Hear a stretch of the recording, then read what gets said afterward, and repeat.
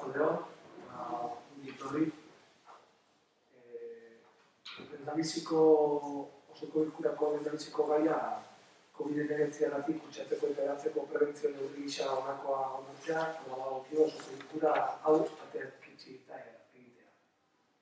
Hori batetik eta bestea jada jarrian zehonetan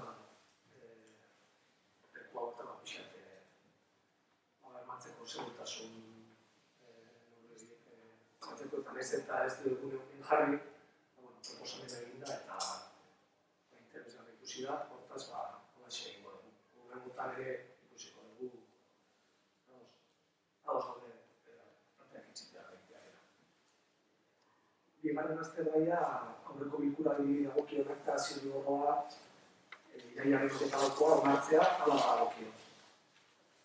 Badago ekarpenik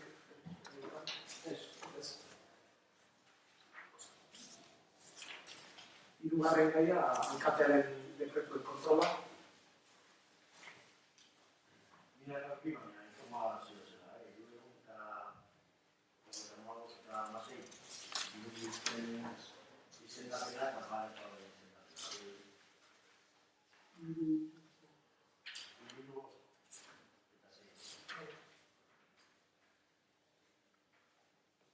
Itzailearen izendapena, gaizki ez banabil, izango litzateke sortu berri izan postuarena interinoki kontratatu zena, bere izendapena, pertsona hori izendapena. Gaur egun ibiltzaile honetan ari denekin batera. Bai, nago esperientzia zela. Bai, da, ikusi duen beste kontratua zegoela eta jubilatzea zoala, orduan ikusten duen lanpostua bera handuago sortuko balitz, eukiko bedula lagune bat ondiegia, joan gabe eta postu ezinbesteko postua da, eta orduan ikusi zen, alik eta azkarri egitea, behintzat epe baten egiteko informazio eta ezagutzaren trasbazio hori egin. Aztean eta 1956 alkatetza dekretua parejadaren izendapenaren bada, uste enplegu planaren bitartez esan dugu.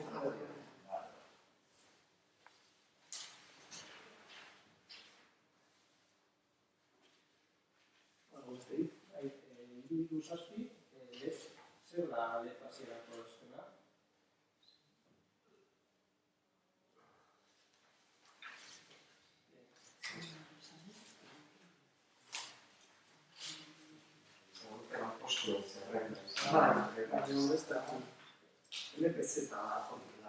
Bai, hau da, zergabitzailearen postua edo eraketa. Sortzea. Hau da, bai, dekarritak esaten du zelan tramite guztiak egin diren, zelan boletina lauan publikatu den, eta orduan sortu egiten zergabitzailearen postua.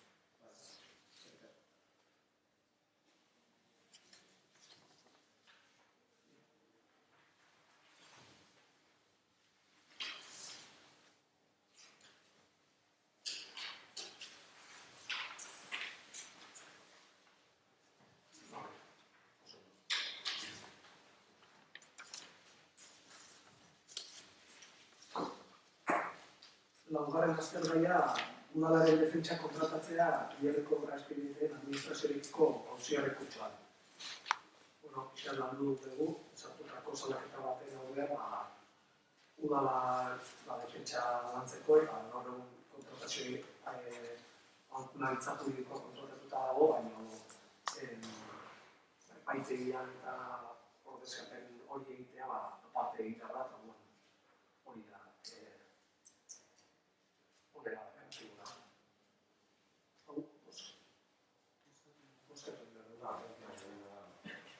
Bueno, ez dakit ekarpenik dago, edo zer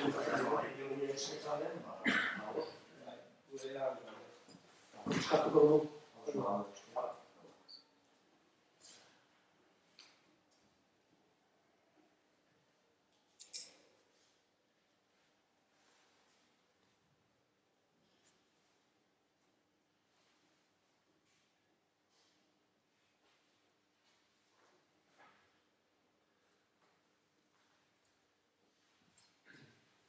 bosgarren aztergaia onartzea hala badagokio Debarko hondartzako kafetegi, terraza eta komun publikoen aurreko emakidan usatzeko eta aldatzeko baldintzak eta preskripzioak. Hau eukien bere garaian komentatu dugu baina horietan pixate egoera zertan zen eta bi aukera ditu. Bertan bere ustea, edo mantentzea, kostasek jarritako baldintzetan eta horixe da ongera onartzera dalkartzen.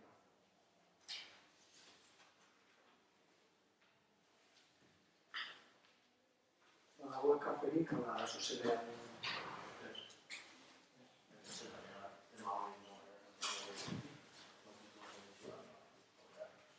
ados gaude hortaz.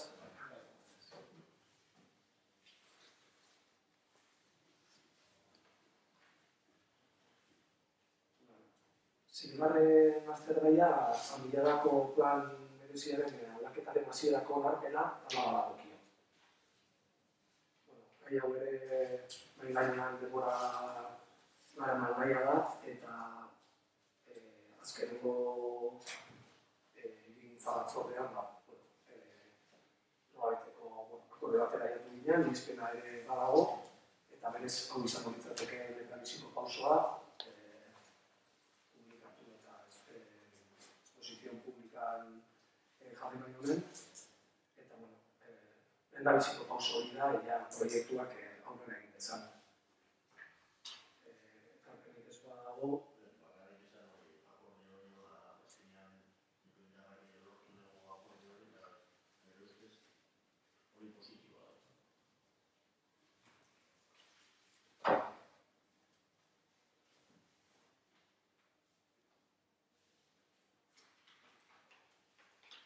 ados gaude hortaz planarekin.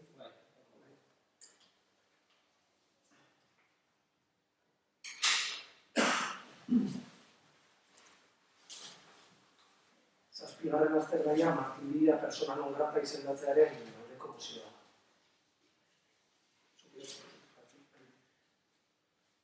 Estatu Espainiarraren impunitate politika.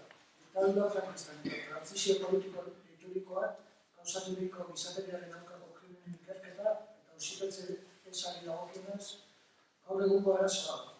Izatean eta gutxieneko estandar demokratikoak betete dituen estatuaren oinarrizko zimenduetan eragina duena.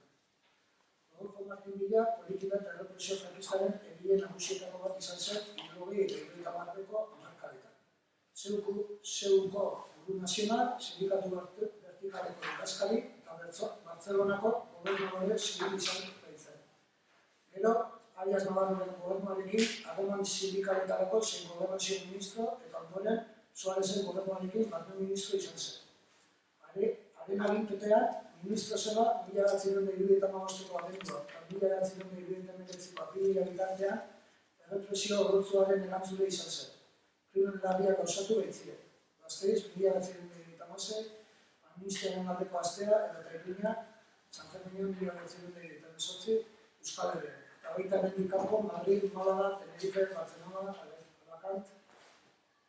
Martin Villa inputatua izan da, justizia unibertsalaren printzipioa aplikatuta. Argentinako Errepublikaren krimen gaietarako eta zentzategi federaleko lehenengo epaitegi nazionalean gizateriaren aurkako krimenak egotzeko. Haren jarduna giza eskubideen urraketa masibo, sistematiko eta antolatuen esparruan osatu baitzen. 40 urtetan zehar, diktadura frankista eta trantsizio liturikoa. Gizateriaren aurkako krimenak direnez, preskripzioa ez da desartzen, eta aipaturiko delituak ez daitezke ez amnistiatu ez da indultatu ere. Horregatik, Argentinako agintari judizialek haren estradizioa eskatu zioten gobernu espainiarrari. Ministro Kontseiluaren 2015ko martxoaren amoirenko erabakiak ukatu zuen eskaera. Dena den, eta aipaturiko kereiaren tramitazio iritzi gabe, Estatu Espainiarrak giza eskubideen eta nazioarteko zuzenbide penalaren arloan hartutako eginbeharrak behar bezala betetzeko beharrezkoa da dagokien prozesu judizialak hastea. Martin Villak izan dituen erantzukizun penalak zehaztu eta garbitzeko. Ez dirudi ordea, horretarako asmoa duenik. Espainiako aginte eremu ezberdinetatik kereiaren tramitazioa galarazten saiatzeaz gain, irailean, Maria Servini Paia Martin Villari deklarazioa hartu bezperan, gobernu presidente izandakoek eta eta beste zenbait pertsona esango batzuk gutune atera zuten Martin Villari babes eskainiz. Frankismoaren biktimentzat iraingarria eta justiziaren jardunaren eragiteko ahalegin onartezina. Aurreko oinarri harturik, Debako Udalaren osoko bilkurari eskatzen diogu ondoko mozioa bat bezala. Mozioa. Bat. Gobernu Espainiarrak premiatu 2015ko martxoaren 13an Ministro Kontseilioak hartutako erabakia bertan behera uzteko. Alegia, Maria Servin epaileak Martin Villari deklarazioa hartzeko egindako estradizio eskaerari zegokiena. 2.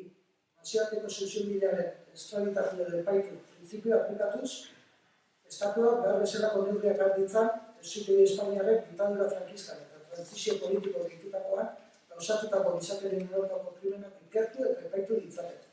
Eta bereziki Martin Villaren erantzukizuna izan daitezkeena. 3. Udalerri honetan Martin Villa pertsona non grata deklaratzea. 4. Baldin eta inoiz Debako Udala bere garaian Martin Villari emandako gorezko aitu eta dominarik eman babizkio berehala kentzea. Inongo gorazarrerik bertan bera utziz. 5. Maria Servin epaileari frankismoko krimenen zigorgabetasunarekin amaitzeko egiten ari den lana eskertu.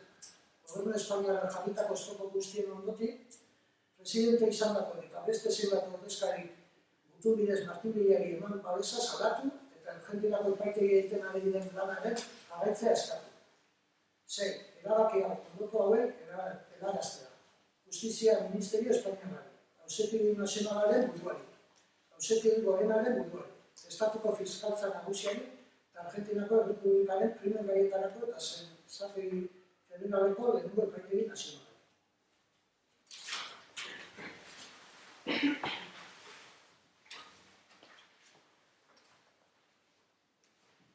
Lehen esan dugu zela, horretan sartuko politika temakin eta pentsatzen dugu udaletxea beste komisio bat memoria, gu azteritu gara,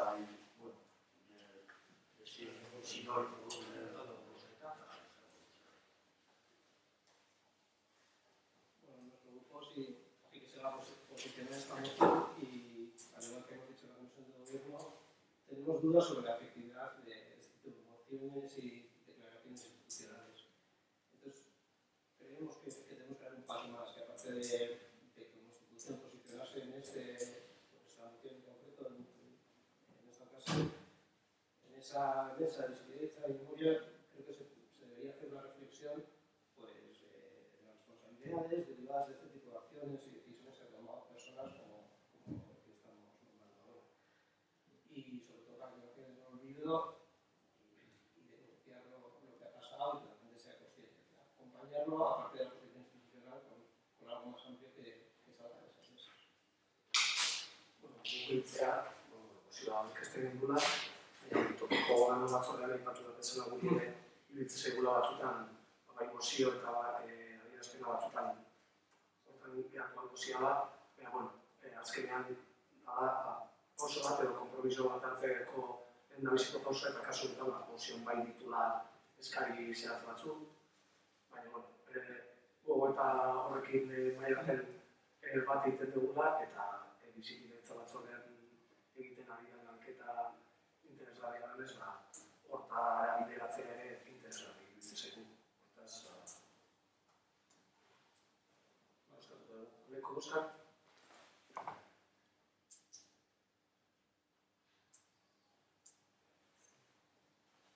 Abstentzioak.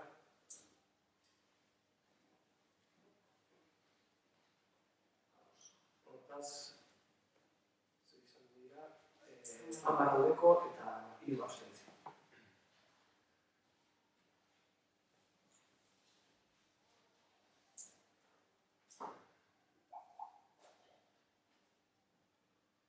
Zortzigarren gaia, adierazpen instituzionala, azaroako 25 emakumeen kontrako indarkeria ezabatzeko nazioarteko eguna. Dakizionez, azaroan 25 emakumeen kontrako indarkeria ezabatzeko nazioarteko eguna ospatzen da, eta justu datorren plenoa, azarako plenoa 26an tokatzen danez, aurrez ja adierazpen instituzionala gutxienez onartzea pentsatu genuen, eta horrek ekarri du plenotara. Eta horrez gain, datorren azpian, pixkat berdintasuneko batzordean eta dudan edo aurreko astean izan den batzordea. Eta, pixkat egitaragoa behintzat antolatu da, badakigu egoera honek ez duela asko laguntzen, baina, bai batzordean aipatu genuen izan zen, gutxienez antolatu, eta gero, beste erabaki batzuk hartu bat maila, hartuko ditugu. Adierazten nahi dut. Azaroaren 25 emakumeen kontra burutzen den indarkeria mota oro guztiz onartezina dela esateko eguna da. Gainera, indarkeria sortzen duten eragile eta egitura guztiak errefusatzen ditugula esateko eguna da. Eta gure herrian ez dugula ez bakerik, ez normalizaziorik izango emakume izate gutxiagatik emakumeak hiltzen eta erasotzen jarraitzen den bitartean aldarrikatzeko eguna. Horregatik, egun honetan, erakunde publiko borroka horretan dugun lehentasunezko eragile izaera berretsiz, konpromiso zehatzak hartu behar ditugu.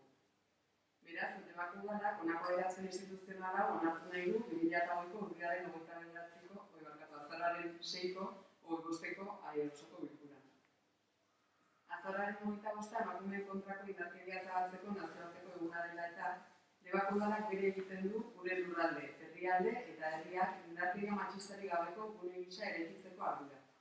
Eta lehentasunezko konpromiso politikoa berresten du indarkeria mota horren adierazpen guztiek kontrako borrokan egiturazko jatorriaren eta betikotzen duen normalizazioan eraginez, orden sozial patriarkala ezinbestez aldatzeko eta emakumeak libre biziko diren justizian eta berdintasunean oinarritutako elkarbizitza eta emakumeen eta gizonen arteko harreman ereduak errealitate bihurtzeko xedez. Aparteko uni batean bizi gara, non osasun egoerak foku guztia bereganatu dituen eta gure bizimoduan eragin handia izaten ari den. Egoera zaurgarrian dauden pertsonak bereziki kaltetuak izan dira, horien artean indarkeria matxistaren biktimak. Konfinamenduan emakumeek eutsi duten egoera modu bortizabal azaleratuko da gero, zantzu guztien arabera. Alde batetik, zerbitzu askok funtzionamendua aldatu dute. Beste batzuk gelditu egin dira eta beste batzuek baliabideak desbideratu dituzte, zuzenean edo zeharka. Bestetik eta aurreko krisietan gertatu zen bezala, jendarte estres handiagoak eta jendarte gehiengoen bizitzaren prekaritate orokorrak erasotzaileen indarkeria areagotzea ekarriko du. Eta emakumeek autonomia gutxiago izango dute erabakiak hartzeko. Konfinamenduak alde batetik, zerbitzuen prestazioan alterazio bat eragin du, eta bestetik, ondorio psikologikoak eta bestelakoak eragin ditzake emakume eta horrengan. Haien prozesuak eten egin bai dira eta liberean, etxean indarkeria mota eta adierazpen ezberdinak jasan behar dituzte. Orain, lehentasunezkoa da jakitea indarkeria matxistari dagokionez, nola eragiten dien krisi honek emakumeei. Haien seinalabei eta sexu-genero sistemaren aurreko disidentei. Zer modu berri sortu diren, zer eredu aldatu diren, zer adierazpen areagotu diren. Litekeena da, indarkeria matxistak beste bazterkeria edo indarkeria elementu batzuekin elkarrera egiten duen kasu konplexu hauei erantzuteko beharra areagotzea. Izan ere, bikotekide horiek edo beste gizon batzuek emakumeengan zuzenean eragindako indarkeriaz gain, krisi honetan, beste indarkeria mota batzuk areagotuko dira, hala nola ekonomikoa.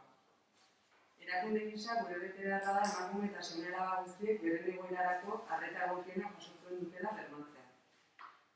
Krisia ezin da aitzakia izan aurrekontuak izozteko edo murrizteko. Indarkeria matxistaren pandemiak lehentasuna izaten jarraitu behar du. Eta beraz, prebentzioa lantzen jarraitzeko, arreta egungo egoerara egokitzeko eta erreparazio alde batera ez uzteko beharrezkoak diren baliabide guztiak konprometitu behar ditugu.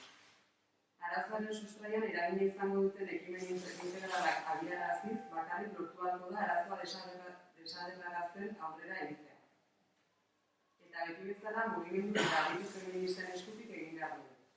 Krisiaren lehen unetik, ahotsa altxatu duten horiek, konfinamenduan gatilu hartuta, arrisku egoeran zeuden emakumeek eta euren seme-alabei arreta emateko eskatu dute. Eta behin deskonfinamendua iritsitakoan, emakumeengan izango zituen ondorio bereziak gehien bistatik elkartzeko. Gogoan dugu halaber aurten Euskal Herrian dituzten lau emakumeak, denak konfinamenduaren hilabeteetan. Lanean jarraitu behar dugu geno horrelakorik berriro gertaz dadin. Errealitate sozial larria da, denoi interpelatzen gaituena. Ezin dugu eta ez dugu beste alde batera begiratu behar.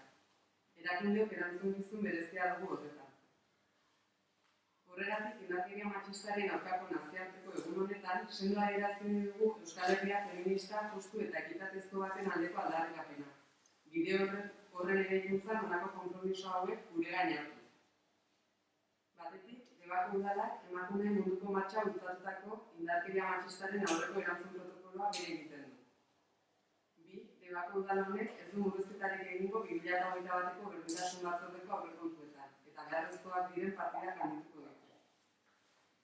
3. Debako udalak Foru Aldundiari eta emakunderi eskatzen die emakume eta gizonen arteko berdintasunaren alorreko aurrekontu partidak handitzeko. Berdintasun zuzendaritzak eta epaitegi espezializatuak modu iraunkorrean sendotzeko eta indarreko legedia berraztertzeko konpromiso hartzeko, nagusiki COVID-19ko krisiak eragin berezia izan duen esparruetan. 4. Debako udalak neskei, gaztei eta emakume helduez zuzendutako eta egungo egoerari egokitutako jabekuntza jarduerak abiatuko ditu. Besteak beste, ondorengo gaia jorratu ahal izateko modu iraunkorrean. Autodefentsa feminista, bikote harremanak eta harreman sexuafektiboak, amodio romantikoak, sexualitate libreak eta abar. Debako udalak nerabe eta gaztei zuzendutako eta egungo egoerari egokitutako sentsibilizazio eta formazio jarduera iraunkorrak antolatzen jarraituko du emakume eta gizonen arteko harreman parekidea sustatzeko asmoz. Zehazki, hezkuntza sexuafektiboa lantzeko, indarkeria matxisten askotariko adierazpenak desnaturalizatzeko, baiezko onespena lantzeko, maskulinitatea ereduak lantzeko eta 6. Debako udaletik borroka feministaren alde hartu dugun konpromisoa berretsi nahi dugu, indarkeriarik gabeko gizarte demokratikoa eraikitzeko bide eta tresna nagusia den heinean. Eta 7. Bat egiten dugu mugimendu feministak oroak eta herriko eragileek azaroaren 25erako deitutako mobilizazioekin eta gintzarabarekin eta jendearte osoari ere dei egiten dugu mobilizazioetan parte hartzen.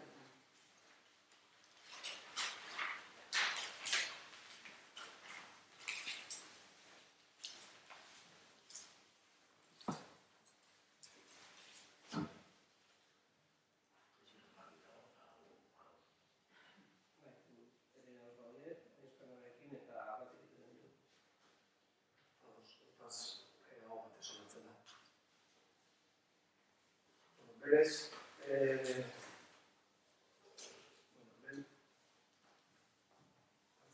oikoa, deialdian berez, data errespetatu izan balitz, uste oikoa izan bitzatekena, datuan ez ezoikoa da, berez, azken puntua ez da, baina eskailera balderari baldin badago,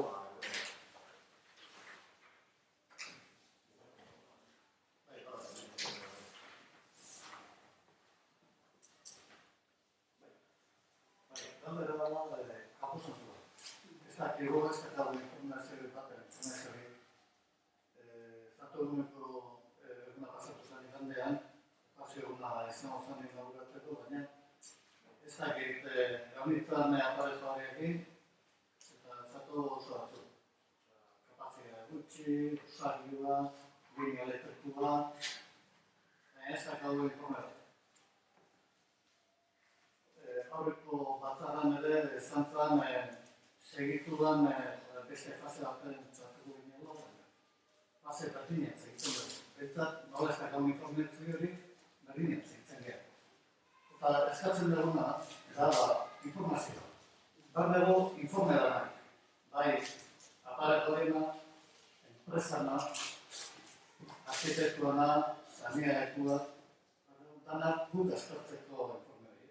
Eta jakiteko nola gauden. Eta euren artean ez badi entenditzen, orduan ajusta da, ez da permisio. Eta bakizate, ezin duguna da, han ez delako euren artean konpuntzen, ezin deko kanposantori nahi sartzen. Hori da, orduan informea. testu inguratzeatik eta inguratzen detela, eta nik biziretela ezin egon hori gai horren inguruan. Kontua da, horrein dago puntua, kontu teknikoa da. Ulertu behar dute parte ezberdinak eta hor interpretazioetan eta da irakurketa ezberdinak daude. Eta hor dago, daude aldarri ezberdinak. Nahi izan ezkero eta galdetu ezkero, aparejadoreakin, baina baita ere idazkaritzan, eta batez ere proiektu ditzen edo, baina duguna da informe ofiziala. Bai, falta dena da, parte garrantzitsuenarena, nola eskatzen duen parteak zein irakurketa egiten du. Eta likidazioa eta hori ez da okezu. Likidazioa da, oza. Guk aztertu inbarde horrek. Utzi esaten. Zer egin zutena da, guk ezin dugu banoraz aztertu gauza bat, ez baldin baditugu datu guztiak. Hau da, itxuan gauza bat ezin da hartu. Eskatzen ditugu. Kontua da, bai zalantzari gabe, eta berdina pentsatzen denik. Kontua da, zuk azkar baten esan desuna, ustela epaitegian. Bai, oso ondo. Baina hori hitzeetan oso azkar esaten da, baina prozesu judizialetan sartzea nolako gauzaterako ikusita, eta ustez esperientzia dakagu udal batzara honetan, zela mugitzen den gozaiek orduan. Danak nahi dugu portu hortara jatzia eta ahalik eta azkarrera jatzia, baina ikusten ari gara da, batatzen ari segula gure partetikan, dana eginda eta argi eta garbi orkestu da dana eta eskariak zeintzuk izan dira, hori horrez dago segurtasuna. Kontua da, udaleko teknikoek prozedura hori egikaritzerakoan identifikatu dutenean informazioen horik ez dagoela, hori zuzenean salatu beharren saiatzen ari gara, aldarenean ikusita bi parteen arteko irakurketa desberdina daudela, haiek argitu beharrekoa dela, haiek egon dira in situ lanean. Baina hortako puntu egin eta azerreko horren artean... Ez da azerreko ez. Ba, ez dela botatzen. Relazioak nire izan zen, relazioak ez dira honak. Hori da gauza bat, juntatu bai juntatzen dira. Juntatzen dira maiz, gainera hitz egiten dute, eta berriro eskatzen zaio, eta likidazioa eta valorazioa. Baina, zailtasuna hori da, eta horretik esan dizut, ez da teknikari baten kontua soilik. Kontu hartzailetzan galdetu aldezu, eta kontu hartzailearen iritzia jaso. Idazkariari galdetu diozu, eta idazkariaren iritzia jaso. Eta parejadorearena. Bakoitzak alor baten, begiratzen du, eta arkitektuak izertan da. Baina hor ikusten da, irakurketa udalaren teknikarien partetikan, ardura dagokienean. Sinatzerako orduan eta analizi hori egiteak orduan, seguri bai tokatzen zaitu, ondoren supervisio lan hori egitea.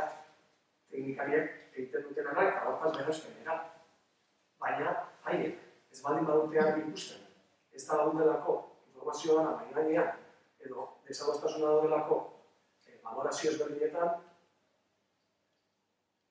zaila da. Eta zalantzari gabe hori bai esan guzut, nahiz eta luzeago hartzen du, nire irizpidea bai izan dela, segituan epaitegira jo baino lehen, saiatzea, akorde batera jatzen eta...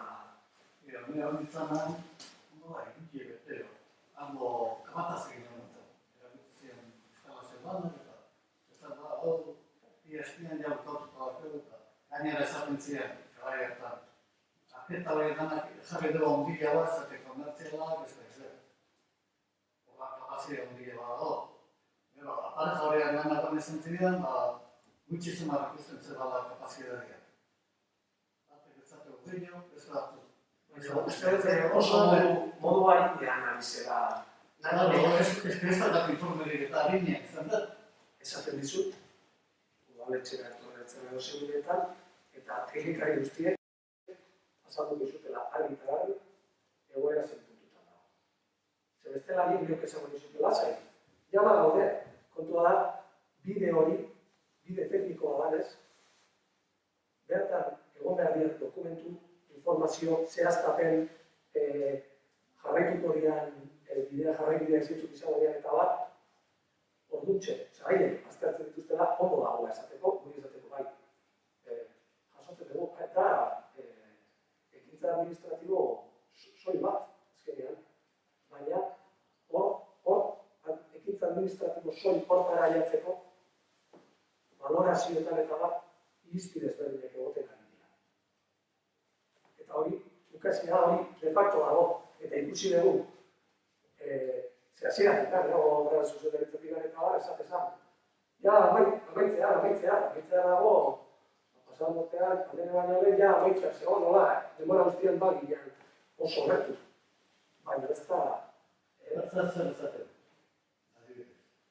Bukatu demona, ez da bukatu, eta momentu gutxi bezala. Bai, beraiek onartzen dute udal teknikariaren hainbat karpen egin zituenak edo gabeziak onartu zituzten. Eta, egin zituzten, eta hor ez dago arazorik. Zan dizut, kontu hartzen ditzen bat. Zamiero papela pasa, bordia, torri handia, baimena... Galdetzen dira, guztia horrela ez da kontiela. ematen dut eskutatzen dugu bat emanitzen bezala, edo borondatik edukiko dugu gukela. Ez dene bat ez da kaularen. Mexidoan, ez. Zaiatzen ere izaten, benetan.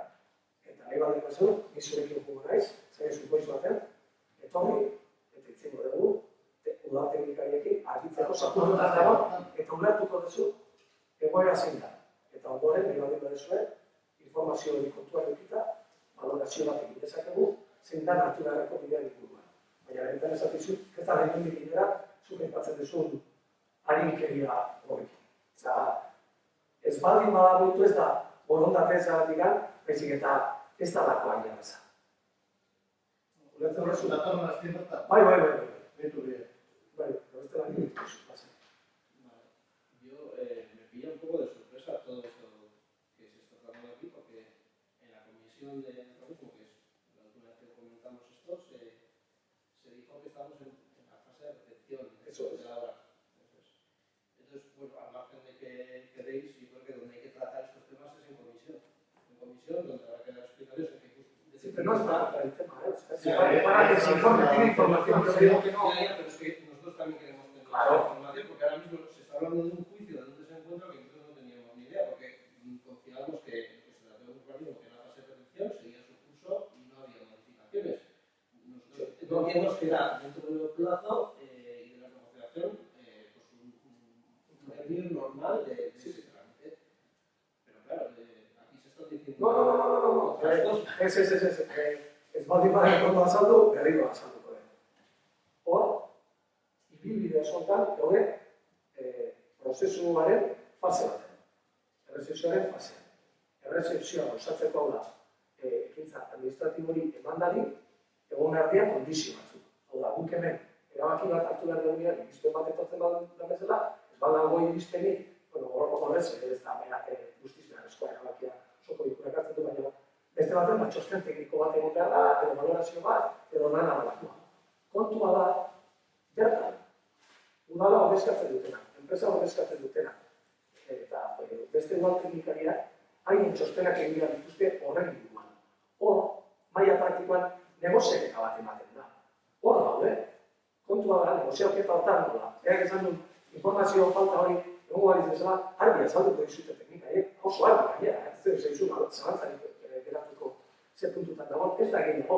Kontua da, hor eztabaida edo desadostasunak daudela. Baina hori beste, ez da, hori da, kontua da batzutan, dan hori lehenbizikoz prozesu egun sentsazioa berez da, izango dara, normal, ez, aurrera, eta zenbat arratzea hontan hilabete bat. Baina, desadostasunak baldin badaude gure arte bakone bat, eta berez, gaurko osoko bilkura normatuko dugu igual hemendik osoko bilkura hartzen da, negoziaketetan gaudelako, batzordean eztabaidatu behar delako, prozesu hortan nahi zian.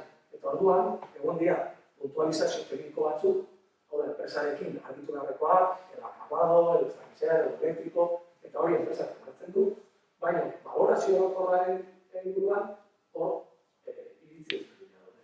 Orduan, hori da, puntu hortan dago. Baina, sakonduko, asmoa ez da erabaki bat hartzeko, baizik eta gonbidatzen dutela, eta zuek ere nahi dezuetan, prozesionak ez, eta izu zuen zerbitzuna daude. Apara jabidea, esan ziena, oso ziren. Adibidez, akumiti elektriko pasatzen zala, terrenan maritimo, eta bestetik. Osarioa inda bezabala.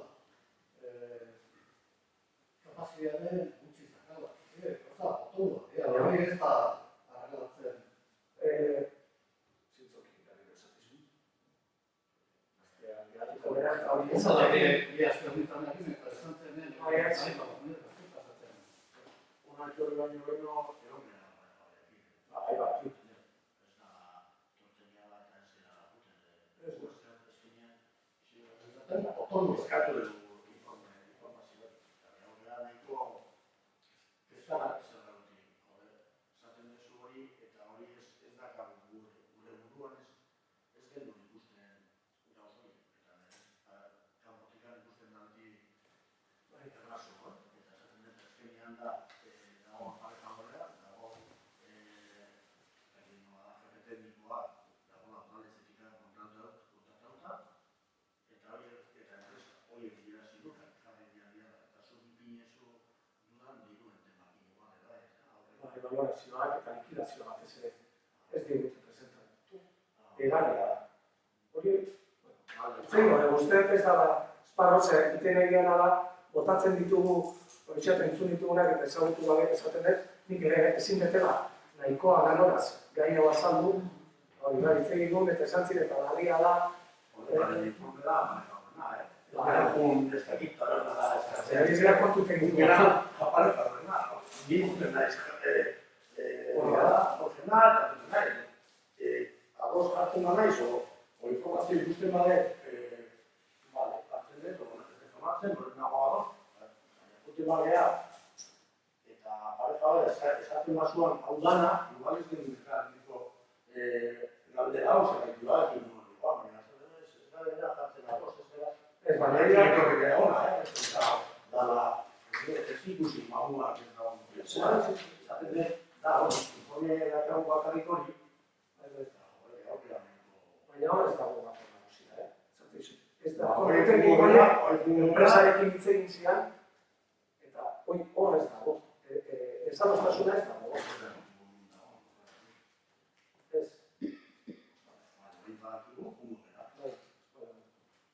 Nik esan nahi duena zen, hemen hitz egiten egiana da, recepzio baten bidean gaudela, udalak edo zer ez du recepzionatuko, ez da? Horak dira,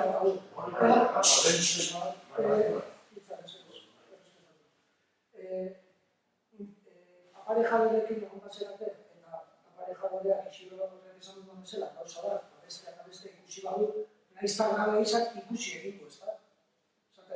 Horren baitan, egingo du bere informea, eta horren baitan, erabaki batzuk hartu beharko ditugu da bezala, recepzionatzeko, edo hori zuzendu arte, guk ez dugu izan recepzionatuko.